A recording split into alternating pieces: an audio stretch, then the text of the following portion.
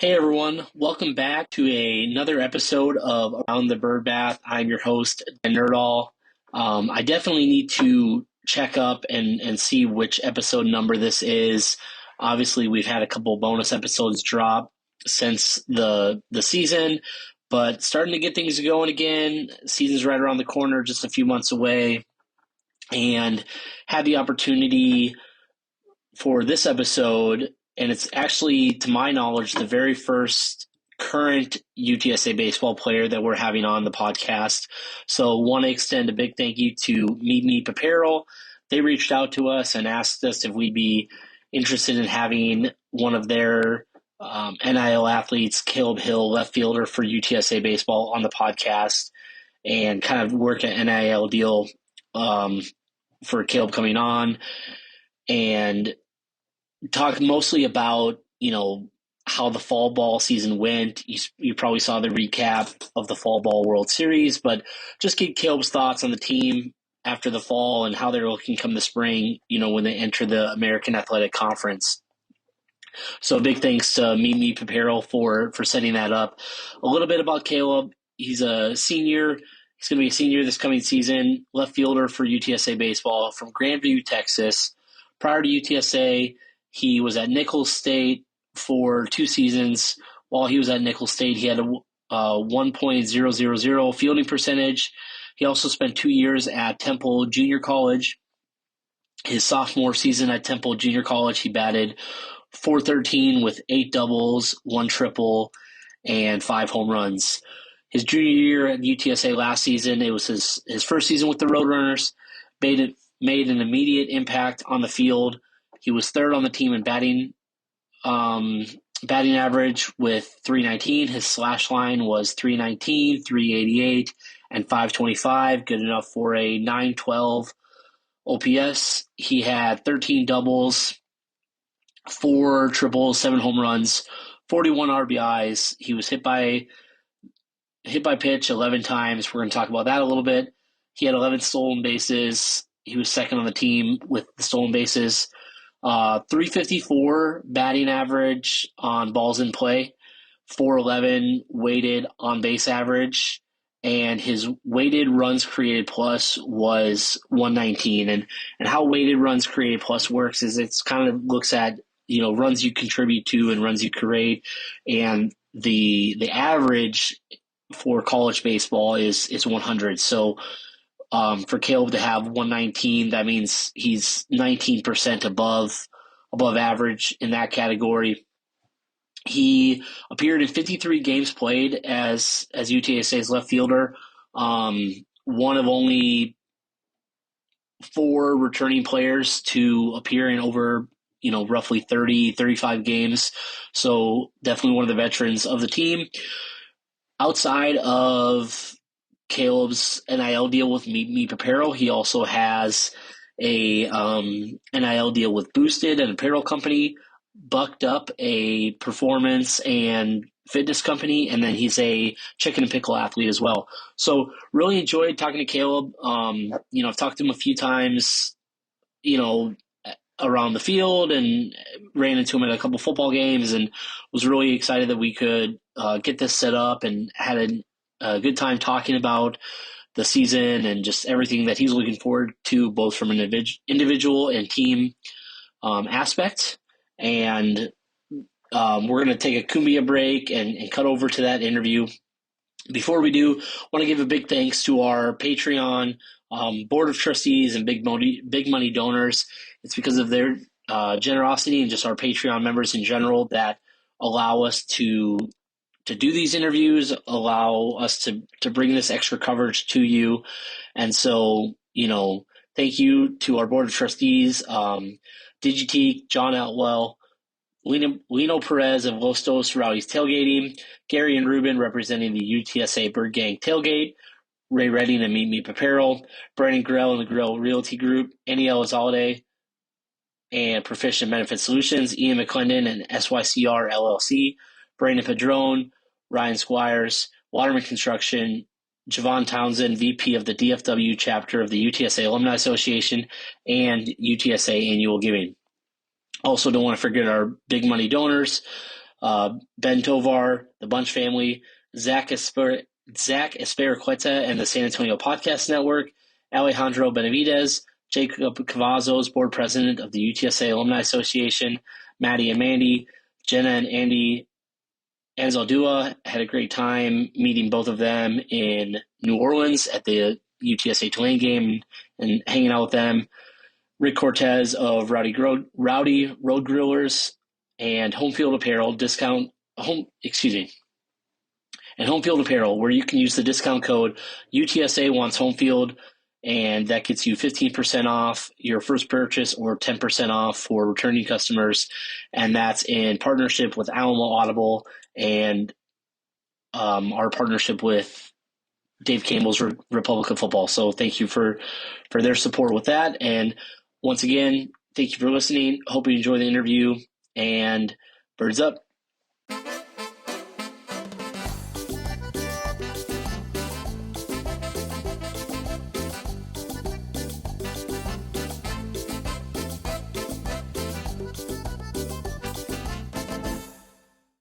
All right, everyone, welcome back from the Cumbia break. As you heard in the intro, we are talking with UTSA senior left fielder Caleb Hill, and really excited to have Caleb on the podcast today.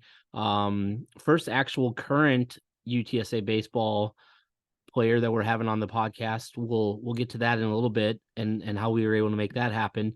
But first off, Caleb, how are you doing today? I'm good, man. How are you? Not too bad. We can relate to this, finishing up the semester, just had Thanksgiving. It's kind of weird that you have to come back for like a week or so, but trying to finish up the semester. I imagine you're doing the same before the holidays. Yeah, I just finished 2 of my classes. So I got one more that we were finishing up a project, and then next week I'll have our final, and then I'll head home on Tuesday. So it's going by quick. Yeah, no, for sure. And hopefully, I mean, I know up in Grandview, the weather can be a little colder than South Texas. So hopefully it's not too bad and everything, but hopefully you have a restful holidays and enjoy time with the family, because coming back short few weeks until January when you guys get rolling again. Where are you going to be spending your Christmas? So we'll go to East Texas first, see my wife's family, spend Christmas Day with them and everything, and then a couple of days after that, we're gonna fly north to Minnesota and endure the cold weather. So my mom just got back from there, from a job meeting. And I was actually I was chit-chatting with her a little bit at the Fall World Series, and I was giving her a hard time because they had gotten some snow before Halloween. And I was telling her, I was like, "Oh, careful! Like it's gonna be snowing up there, and you're not gonna like it." And she was, I think the weekend that she was up there, from what she told me, I think they had some pretty good weather, all things considered. So. And then I think she's supposed to go up to Boston pretty soon, so she might actually get some snow when she goes up that time. Yeah. It doesn't get as cold in Boston as Minnesota. I don't think Minnesota's a little further north, but still. It's different being on the coast and everything. Well, let's get into it first. So we're going to talk about, how you got to UTSA. We're going to talk a lot about fall ball because you guys just finished that up. A lot of new faces in the program. A good amount of returners, but as we know from just talking about it and doing the coverage last season, a lot of guys graduated and moving on. But let's kind of, for the listeners, get to know you a little bit first. Talk about playing baseball growing up. I know your dad played 10 years in the professional baseball minor leagues and everything with Boston and some other teams. So what was it like playing baseball growing up? I imagine, you're a pretty good athlete, so I'm sure you played more than one sport, but when did baseball kind of become the one you focused on? So probably around 10 to 12, I think. I was playing like baseball, track, and soccer at the same time. And soccer, I think I was actually the best at, honestly. I played defense growing up, and we had our own select team from my hometown that like a bunch of kids I grew up with played on. And I think it got to the point where like soccer and baseball season kind of meshed together. And so I just finally had to pick one, and I knew like, well, I think I went off of it because like my dad played baseball, and I wanted to, you know, be like him growing up. And the older I got, I was like, I set a goal of like, I'm gonna be better than my dad. I'm gonna be better than my dad. And so I think that's where I made the decision of like, all right, well, I'm gonna stop with soccer, and I'm just gonna pick up baseball. And and then in high school, I played football freshman year, but I was too small. I was like 5'5", 110 pounds, and now I'm 6 foot 205 or something like that. Um, so it's like I've gained 105 pounds or whatever it is, and like I could play now. Like I thought about it before, and I was like, nah, it's all right. And so yeah, back in high school, I played freshman year, and then I stopped that. I was too small. And then sophomore year, I had baseball and track together, and so I would go to a baseball game, or then like the next weekend I'd have to go to a track. Like it was back and forth, and so then I was like, all right, well, I'm just gonna stick to baseball. And I think I think junior summer, I committed to Nichols, and so that's kind of where it all got serious. I was like, oh, okay, like I can actually do this. Um, but it all started like my dad was pretty hard on me uh, growing up. So I think like people always say like, oh, Coach Hallmark's a hard coach. Like, no, you haven't like. I'm not just saying that because he's my dad, but he was pretty hard on me. So Yeah, I yeah. like used to it. Yeah, I won't we'll save these stories for another time, and if one of the listener any of the listeners find me at the Bird Bath or at Houston at a away game, maybe we can share these. But I've heard a couple of stories from both your dad and your mom on some of That's your dad's coaching stories and some of his, we'll call it strategicness for staying at the park even when he's maybe not welcome.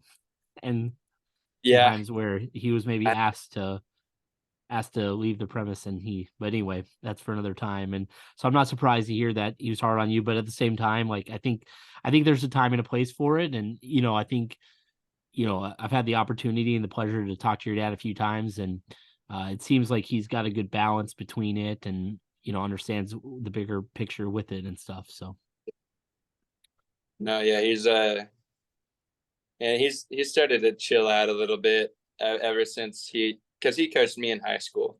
yeah. So that was that was weird. It was like I wanted to call him dad, but he had that coach mode on, so it was like I can't. He's a coach right now. I can't have that father son bond right now. But yeah, Yeah, it was nice. He definitely played a big role in my life playing baseball. So that's very, awesome. Yeah. very fortunate to learn from him. For sure. Yeah. And you mentioned soccer and track, and it makes sense, playing those more endurance type sports and a lot more cardiovascular endurance, because you've got some pretty good speed on the base pads.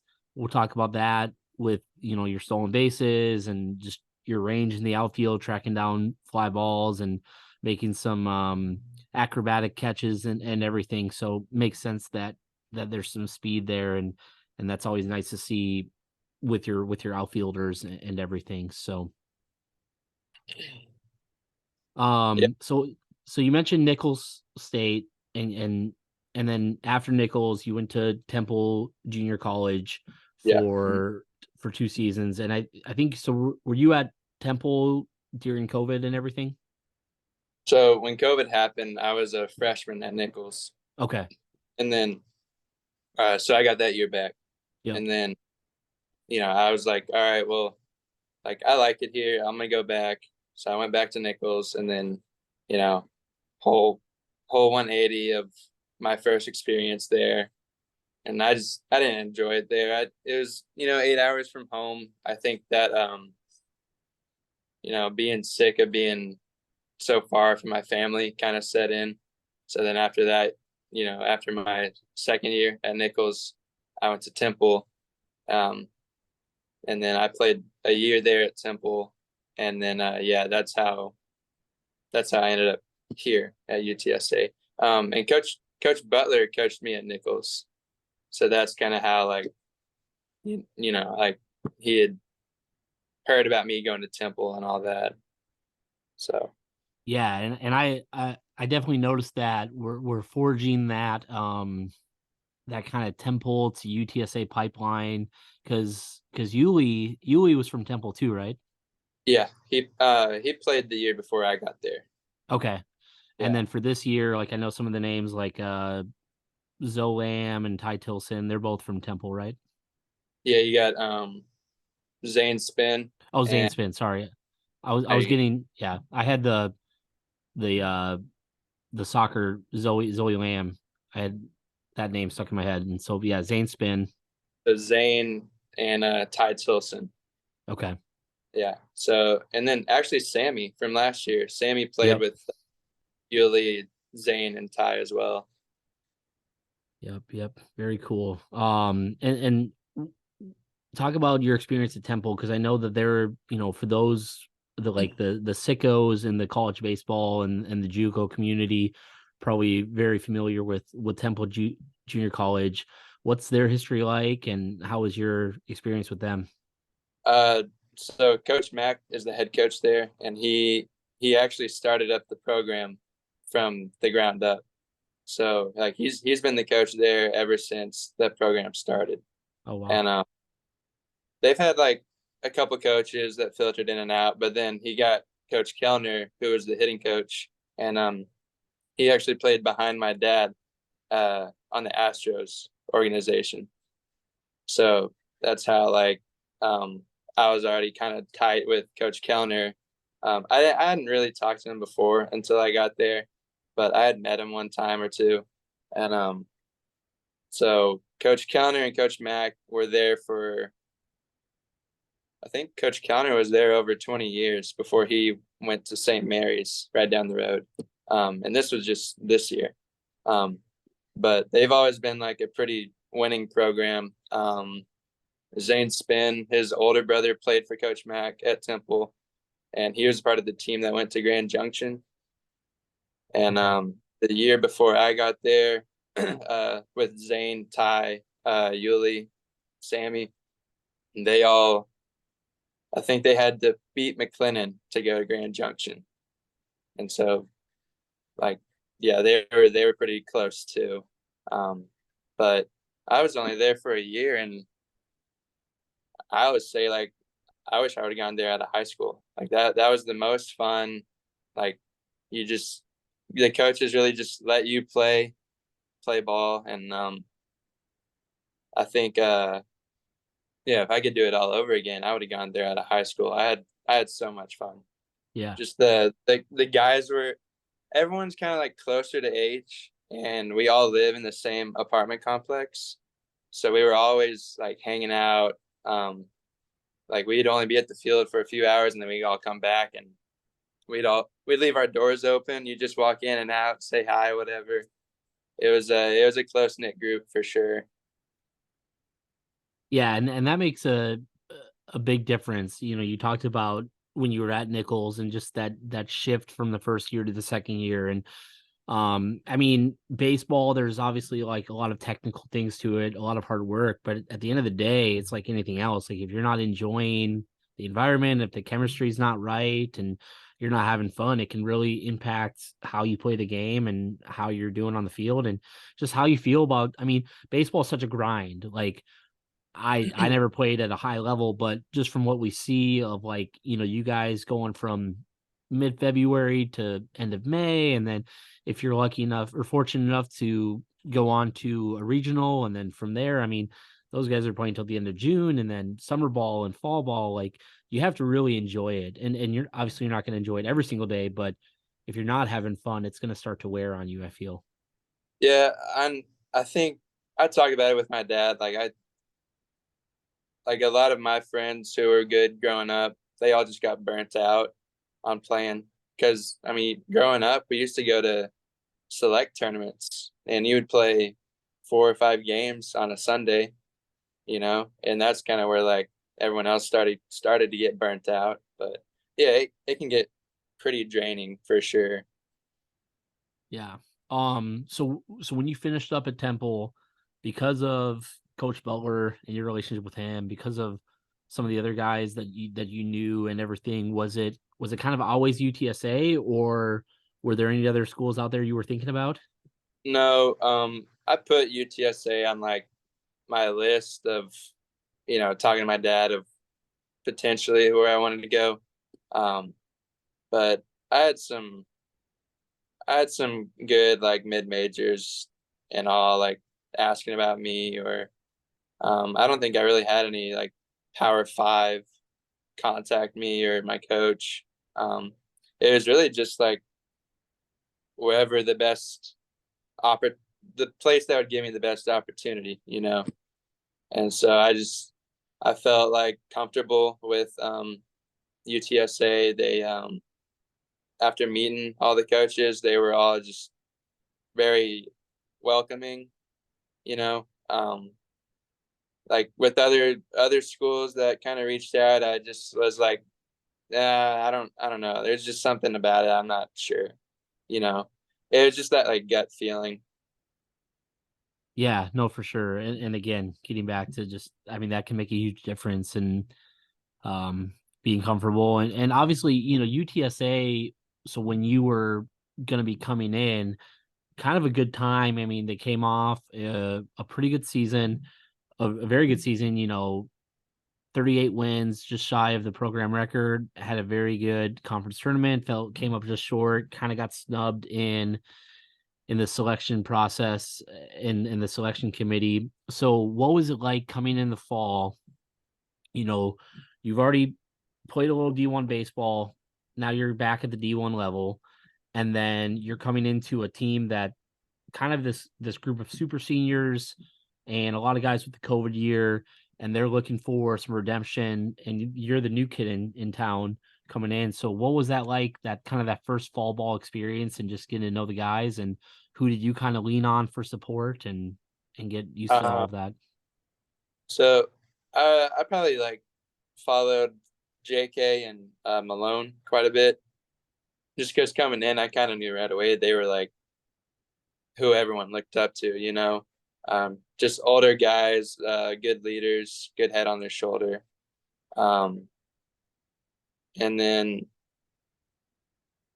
I knew the tone was already set going in, that like, all right, we had a good year, let's do it again, or let's achieve what we were so close to last year. And like, I'll be honest, like my fall wasn't even that good my first year. I think because again, like I was getting into my head again of like, oh, like I hope this isn't like, my first year where I just get in my head really easily and then I don't perform. And um I think coming out of that fall, I wasn't even supposed to start. Like it was the first, I think I played like the second week when we played Tarleton, whenever that was. Yeah, like middle of February.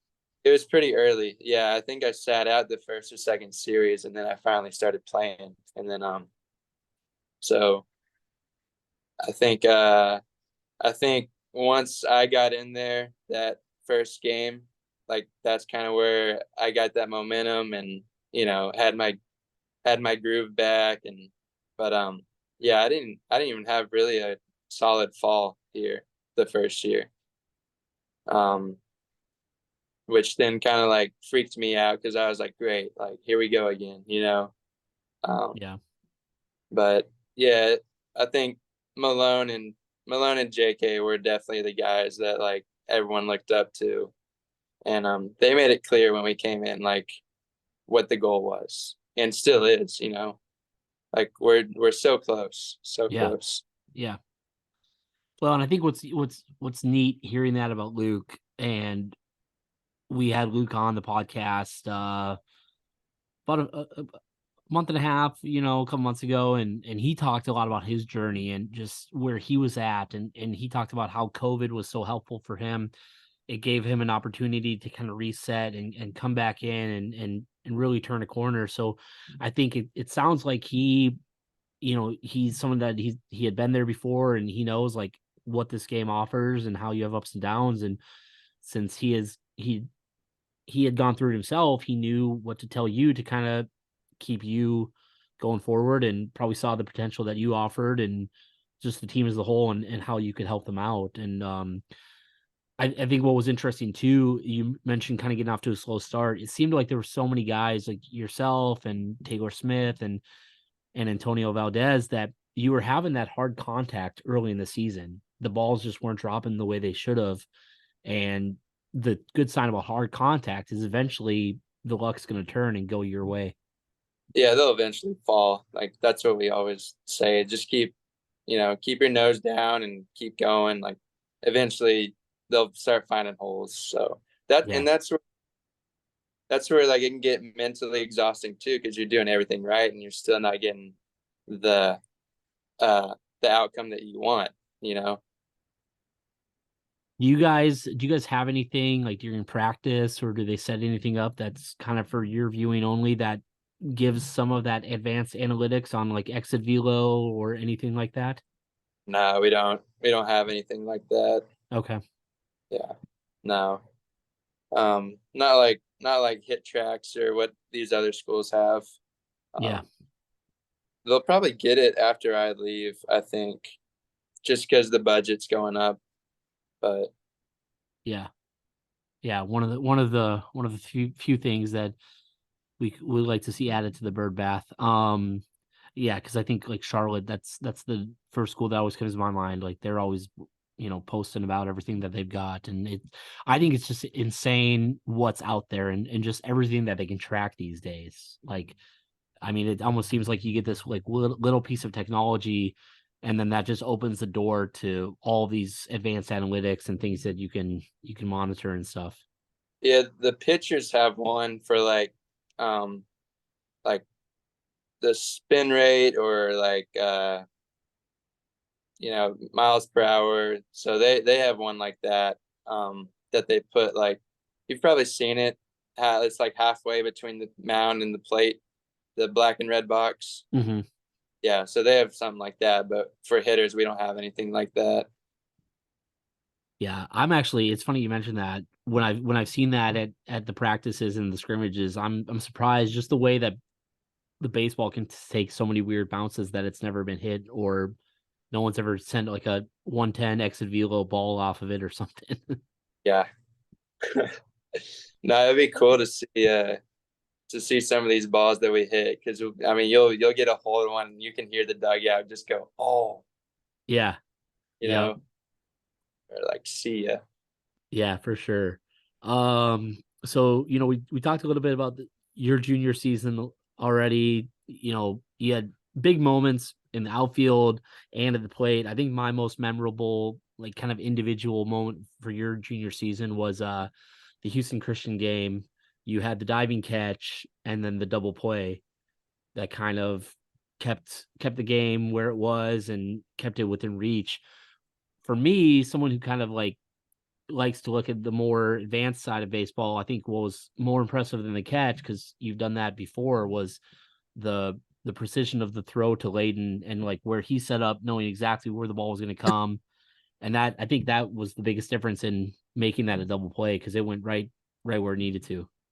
So what was crazy was like you can kind of see it in the video, but when I get up and throw it in, I literally just quick turn throw, and then me and Dalton like start celebrating, and Dalton goes, dude, look, I think we got him. And we look and the ball's going right to Layton, catches it and throws it to first. But so I didn't even pick up Barry, honestly. I just thought all I knew was to get it in quick. Yeah. And so I so happened to throw it right to Barry and get the double play. Like I said, me and Dalton weren't even looking. Like as the ball was in the air, we were already celebrating and stuff. It was so funny. Yeah, yeah, yeah. Do you think, I mean, just from like years of playing baseball, do you think like moments like that, like yourself and others, they make those throws because like in that moment it's happening so quick that you're not even thinking about it, just muscle memory and years of Yeah, playing baseball? like instinct. Yeah. Just I kind of already know where the bag is, and I know someone's gonna be there in that area. Um, I mean, I've been playing for since I was little. The bag's never moved, so Yeah. it's kind of just like yeah, like you said, muscle memory or like instinct. Yeah. So the other thing I want to talk about, your uncanny ability to, it seems, get hit by the pitch. You didn't lead the team last year, but you did have some, and you even missed a few games from one of them taking a curveball off the head. Yeah. But I noticed that the team went out and had some team bonding at the end of fall ball, played a little paintball. Was that in Mhm. preparation of, you know, taking the pitches again in the spring and getting hit by pitches again? Yeah, probably. I you should have seen me out there as soon as they sounded off like go. I ran right to the middle. You know, paintballs flying all over. It was, but yeah, I just it could be. Yeah. Yeah, yeah, yeah. That's what I thought of. Yeah, hey, getting some practice and it benefited, because going back to that Houston Christian game, Matt King took one off the hip to have a hit by pitch walk off to come back and win that one in dramatic fashion too. So, I've often said like I've asked my friends before. I said like, how fast would you take one to the ribs for $100? How fast would you take one to the ribs? And I think I'm kind of I'm probably gonna eat my words here because maybe some of the guys will hear this and put my money where my mouth is. But I think for $100 I'd take like a 88 to 90 mile per hour fastball if it could be controlled. Like if somebody could place it, like if if Yuli or Ruger, if he could place it like right where I wanted him to like hit it, I think I'd be willing to take a fastball for like at like 88 miles an hour for $100. I don't know. Is that Uh, foolish? they're throwing. You're getting like pretty good nines. Yeah, So no, but I mean, I would ask them to pipe it down a little bit. Like I and the listeners have heard me say this before, but like one guy that used to play Shane Darty, uh, uh, he's never thrown it at me, but we play softball together, slow pitch softball together, and I've taken some BP from him before, and he can pipe it in there pretty good, even though his elbow's still a little, or his forearm's still a little messed up and everything. He can still sling it in there pretty good. So yeah, let's talk about the season as a whole. Got off to a really good start, had some kind of unfortunate injuries with the team. What was kind of the vibe of the team and just kind of the mood of the team kind of when all that was going on? Like how did you guys stay together? How did you keep the chemistry going? How did you stay motivated and just how like what were you guys doing to just kind of focus on playing baseball and just focusing on the games and everything?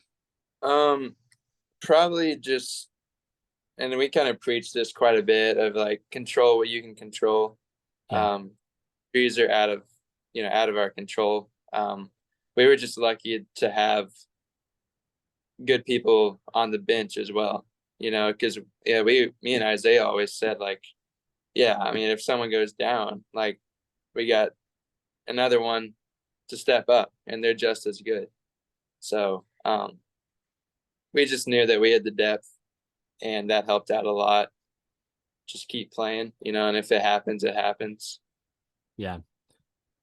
Yeah, for sure. And I think what's interesting about that and how baseball changes with those injuries and like how they all kind of like, I mean, I know Isaiah is more of like a utility guy in a lot of ways, or he has the ability to be a utility guy, Mm-hmm. but having like him and Ty and Shane go down kind of all around the same time, like within a week or the same weekend of games, not only does it make you rely on that depth a little bit, but then also like now your tools from the bench, maybe when you're used to slipping Dalton in as a pinch hit in the fourth inning or Clark Henry slipping him in as a pinch hitter. Now that's kind of changed because now all of a sudden that guy you like to pull off the bench to get that good matchup, now he's your starter. And it kind of Yeah. affects how Coach Hallmark has to make his lineup, and him and Coach Aguayo and Coach Beller have to work everything together.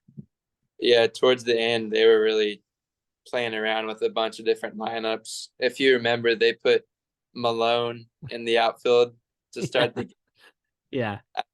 to kind of see, I guess, how we're looking, and then they throw someone in or something. Yeah, that a lot of interesting ways. But the good thing is, like, the ones who came off the bench, like, I know we would use them in like clutch situations, but they're fresh now, where like you have some of us who've been playing all year, and he's got fresh legs under him, which is good. Yeah, definitely. And I mean, talking about that, I mean, several guys that, have now graduated carried a lot of the load of playing in games and starting. You were one of 4 guys that are returning. I think it's like you, Matt King, Isaiah, and Dalton. You guys are the only ones returning that played more than 30 games or appeared in 30 games. And so going to be a lot of fresh new faces and a lot of, putting new pieces in there. Let's talk about kind of how this past fall was. What were some things you were working on individually, and then how was the team looking, and what were things you guys were working on as a team? So I'll talk about the team first. We look good. I really like all these new faces, and the competition that we have for spots is, I think, better than last year. Just because I think everyone that we brought in can swing it. It's more of just, I think it would be more of like who plays the better defense, I think is what it's boiling down to. And then obviously, like, we lost some key arms, and so we'll have a lot of guys stepping up to fill those roles, which is a good sign. It's a good problem to have, that competition. Yeah. But, and then for me, I was saying that this was my best fall that I've had. I think I ended up batting like 370 with 5 home runs or something like that, which was more than last fall. Yeah. So me and Aguayo and Hallmark, we were playing around with some things, lowered my hands, trying to be more loose. I'm standing a little taller. I think what I kind of want is more power, consistently. And I don't, just hoping to go that next step to get me where I want to be and my end goal. Yeah. Yeah. How was this fall? How did it feel different for you? Last year you came in, you were the new guy. You mentioned you didn't have a good fall. And then this year you're coming in, you're a senior, you're one of only a few guys that played in 50 plus games. So definitely kind of, one of the leaders of the team. How did that change kind of how you approached like the fall, like in the locker room and hanging out with the guys outside of practice and everything? I came in with more confidence. Yeah. Just knowing I'm the older guy, and like even going, like, before I got here, I was like, okay, I know I might, I'm gonna have a bigger role this year. I think it's time to like kind of mature more, even if I already was, just to be ready to handle that that responsibility. And I told the coaches, like, I want to leave a good good message on my way out, since this is my last year. Just want to be, show the young guys the ropes, because I was exactly, when I first came in to college baseball, I was shy. I wasn't really like outgoing. And I think that even got to my head on the field. So I want all the guys to feel like they're welcomed, and just know that we're a family. I want that close knit group that we had last year and at Temple, because I think that goes with helping us be successful. Yeah, for sure. And I think, getting back to what we talked about with like the impact that Luke and JK made on you, and you've seen both sides of it. You've seen the fun and the not so fun. And so I think anytime, you recognize what you can do and how you can help out the guys and relate to them, and maybe there's a young guy coming in and kind of similar situation as you, and you can pull him aside and be like, hey, like, this is what you got to do, and just get back to what you know. And again, like what you said, control what you can control. If football wants to have, doesn't matter, get better, then baseball can have control what you can control what you can control. And I like it. Sure. So that's awesome. So you were talking about fall ball and having the good fall ball that you were, and some of those home runs, I mean, were just mammoth shots. Is it weird, like, I guess by middle January, end of January, are you guys kind of sick of like facing each other, and you're sick of just facing your own guys, and you're ready for some competition that guys you don't know maybe? I don't know about sick would be the word, but kind of getting maybe too comfortable Yeah. with facing everyone every day, because then you start to know what the guy throws and what his best pitch is, or like what he can't really throw, so then that's kind of where I feel like we start to get the advantage, but then also the pitchers know like what we can't hit. So yeah, we towards the end I was like all right, well, I'm ready for the spring. Like I'm excited. I've seen what the team has. I know what we have. Um, but I mean, dude, it flew by. Like I feel Yeah. like I was only playing for a week. So I'm excited for this season. No, for sure. Yeah. And it's interesting that you mentioned, kind of knowing what was coming at you, and they knew what to throw by the end of the fall, because I think we kind of saw that a little bit in the Fall World Series. Like all three of the games were like, I know like the first game your team got shut out, but then you guys stormed back in the second two games, but each time there was kind of like a lopsided score. Um, and so that makes sense with everything you were mentioning. So before we talk about your senior year and some of the goals and this new conference that you guys are going to be in, the American Athletic Conference, let's talk a little bit about NIL. A big thanks, mentioned this in the intro, but a big thanks to Meet Me Apparel for setting this up and your NIL deal with them. When did you start? Because I know you've got a few different NIL deals. You've got a merch deal with Boosted.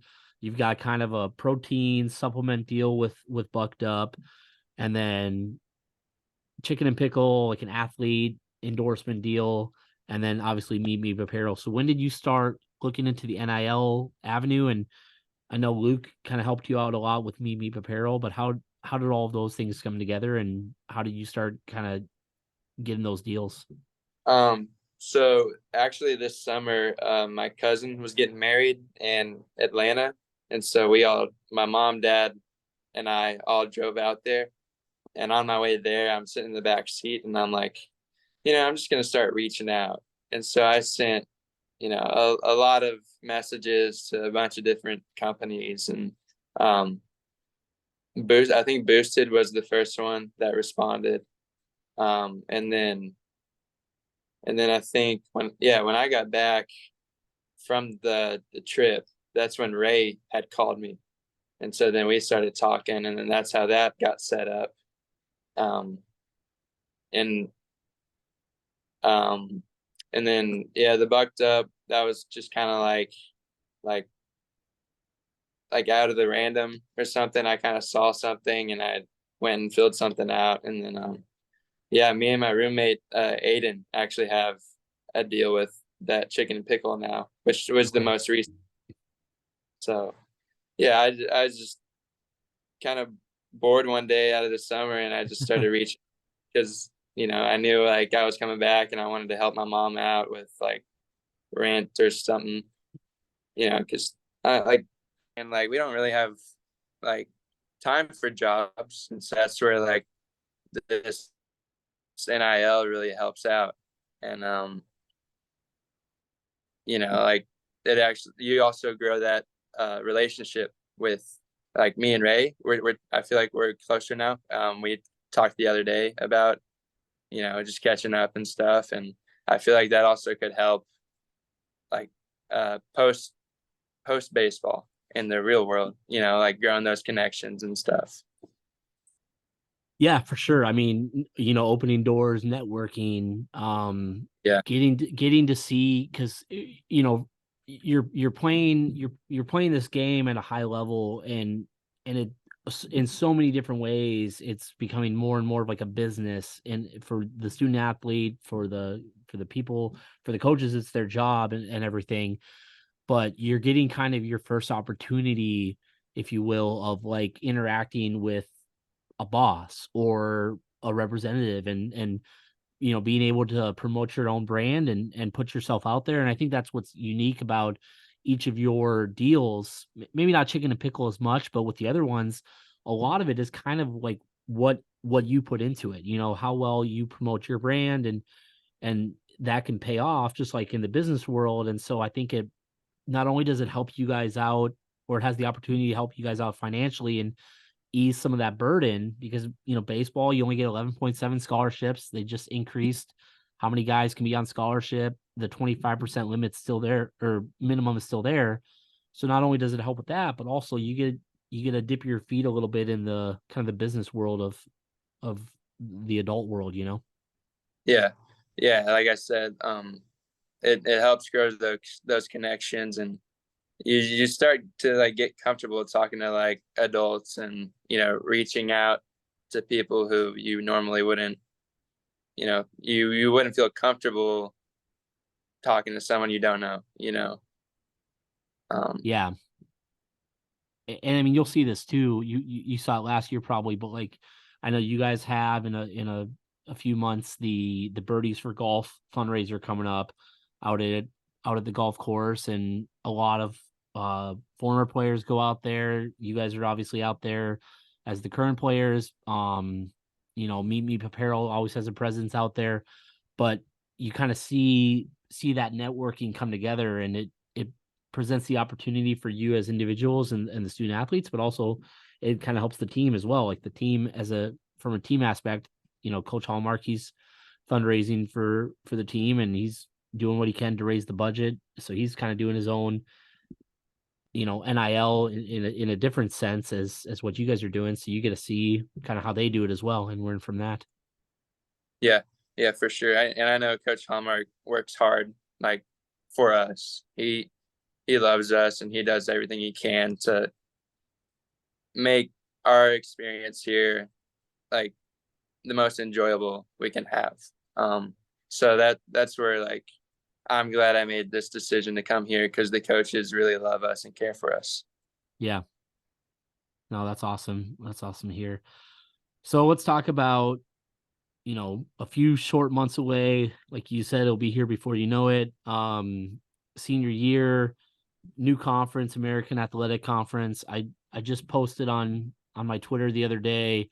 I saw kind of from their side of things, but kicking off conference play right away with East Carolina, kind of the top dogs.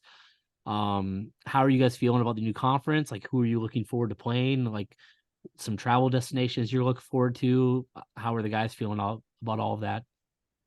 So I think East Carolina is the one that we're all pretty excited about. We've all been talking about that. We did want to go play there, actually, just because we know the atmosphere there gets pretty crazy. But it'll still be a good fight between us and them. And then where we are, I think Tulane would probably be one that I'm really looking forward to. Just because I know they're always like a pretty decent team, and their stadium is pretty nuts. I haven't really seen anyone else we're gonna play, just because the schedule hasn't came out, but those are the only two I know of. Yeah. I do know this is gonna be a pretty fun ride this last season. Yeah, for sure. And it's interesting you mentioned East Carolina. I was kind of hoping the same thing from a fan perspective. I was hoping that you guys would have gone out there and played them, because I mean, everything I've seen from when they play there, it's just wild, and it's just people who care about baseball and know baseball and love baseball, and it's such a great atmosphere. It's interesting too because it's almost like a flip of last year, where last season, DBU was the second to last series of the season, also at the Bird Bath, and kind of all season, like it was building and building and building towards that DBU series. Whereas this year, I mean, you guys are, I know East Carolina didn't win the tournament last year. Tulane actually did, and took a under 500 season and had a great tournament at the right time.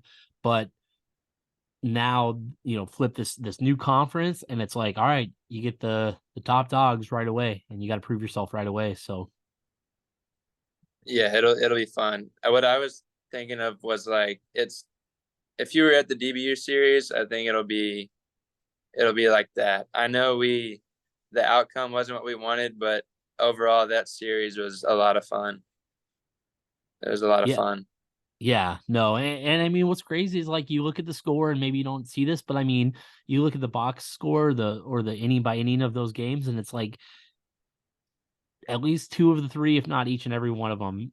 In the last inning, there was an opportunity there to make something happen. The listeners are probably tired of me saying this, but JK's grand slam in the bottom of the eighth of that second game, I mean, just the place was electric, and that was probably the loudest I had heard the Bird Bath all season, and people were just like, I was going crazy, fans were going crazy, like.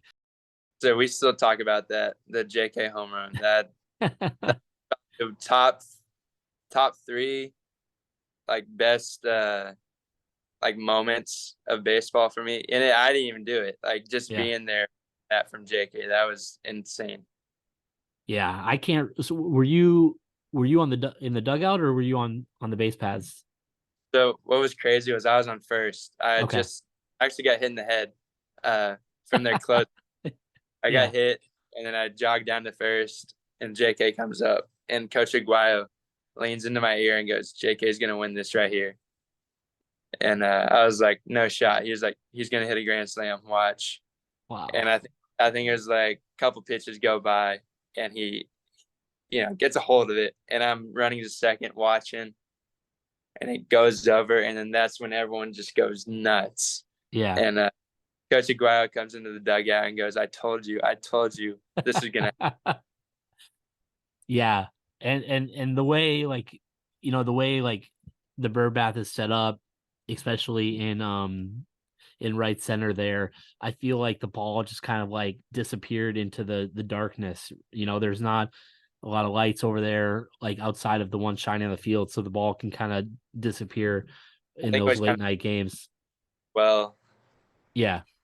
yeah. Yep.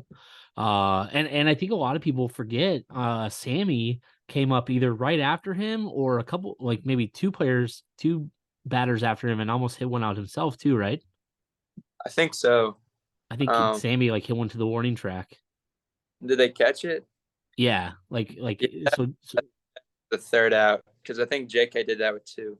yeah. Yeah. Yeah, Um that was a crazy game. yeah, and then just the even the like the weather rolling in between the ninth, like had to wait to start the ninth, just yeah. One of those weird games, and play it again and maybe come out on the other side, but that's all right. So what are some individual goals you have this year, and then if you're willing to share kind of what some team goals are as well for the 2024 season? Individual, I think it's pretty obvious that like getting drafted would be, it's always been my goal since I was little. And like I said, being better than my dad. But just because I know like I've low key had that competitive side with him. Because he's always talking smack about like, oh, hitters have the advantage. Because he was a pitcher. He's like, oh, Yeah. hitters have the advantage, and he's always taking that side. I'm like, no, there's no way. Like y'all are the ones throwing it, and then we got to figure out what you're throwing. But yeah, like I think getting drafted is number one, obviously. And like I do want to end it as like my best stats I've had, but I think taking numbers away, I really just want to enjoy my last time here. Just because, I mean, like I can control that. I can control having fun and being around the guys, because I know this time next year, if I'm not playing, like, I'll be working or like going to school for firefighting. Um, so I think really trying to stay in the moment and enjoy it would be one of the other goals that I have that I can control, actually. Um, and then any team goals, we haven't really gone over them yet. We're still trying to learn each other and still grow together as a team. We'll go over them when we come back, I'm pretty sure. But I I would say one that we can learn from last year was the midweeks kind of killed us. If we can, I think it goes to show like every game matters, and just kind of play hard and play focused every game, because I feel like some of those midweeks we kind of didn't take as serious, it felt like, and then that that ended up hurting us at the end. Yeah, and it's a long season too, and those midweek games can be tough, depending on where you're traveling and when you're getting in, when you're getting back home, and then depending on how the midweek game goes, then you turn the page and all of a sudden you're getting ready for a weekend series, and especially Yeah. when conference play rolls around, you got teams coming in, and I think the AAC is going to have some good teams, UTSA included, but the one nice thing, getting back to your competition with your dad, I'm hopeful, and I think if you have a season like last season, then your goal of being drafted is definitely attainable. But the nice thing is, now that they've reduced the draft, either way, you're gonna have a step up on him and when you got drafted. No matter what, you're Yeah, gonna get drafted sooner than your dad did. yeah, that's true. I didn't think of it like that.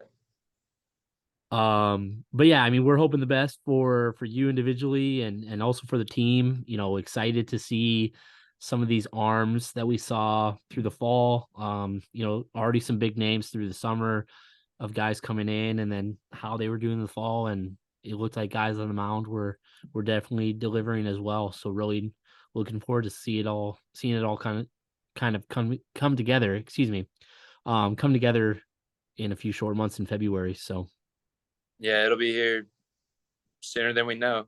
So well, Caleb, thank you again. Thank you to Meet Me Apparel for setting this up, and thank you for taking time out of your schedule to come on and just talk about kind of your individual journey at UTSA, and then how the team's looking and everything. Where can people kind of follow along your journey and in your final season, and how can they stay connected with you? probably through Twitter or Instagram. I don't really post much, but they're both _chill15_. And obviously, like, follow our baseball account on Twitter, Yeah. and you'll get all the notifications throughout the season. So Okay, great. And then I think you've got all of your NIL deals linked on your Instagram, right? yeah, So it's people want to. go there, and I think we'll have a new line of baseball apparel for this next season. Me and Ray were actually talking about a few ideas the other day, so I'm excited for that too. Yeah. I love the stuff that they put out. They put out good stuff. It's good quality. Like it's creative designs, but it's good quality at the same time. So I've tried, asking Ray for some inside tips. He hasn't given me anything yet. He just said it's going to be fire. So I'm ready for it and ready to support you guys. And honestly, just looking forward to another good season of Roadrunner baseball. You guys play good ball, and we just try to highlight the coverage that you guys deserve, and looking forward to it. So Yeah, just pack the bird bath. That's all we ask. that's right. All right. Yeah. Well, Caleb, thanks again, and enjoy the rest of your semester, and enjoy the holidays with your family, and Thanks for coming on. Yeah, appreciate it. Thanks for having me. Yeah.